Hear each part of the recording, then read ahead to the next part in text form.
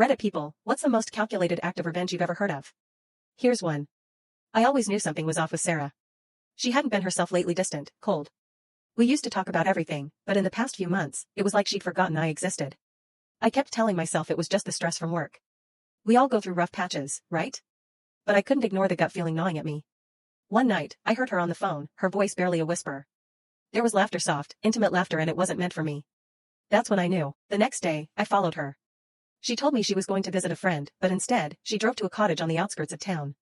I sat in my car, watching as she got out and met him, some guy I didn't know, but now hated with every fiber of my being. They kissed like I didn't exist. I felt my heart shatter that day. My world crumbled, and I wanted to scream, to confront them, but something held me back. The rage was there, seething, but I wanted more than just a confrontation. I wanted them to suffer. I wanted revenge. So, I waited. I pretended everything was fine.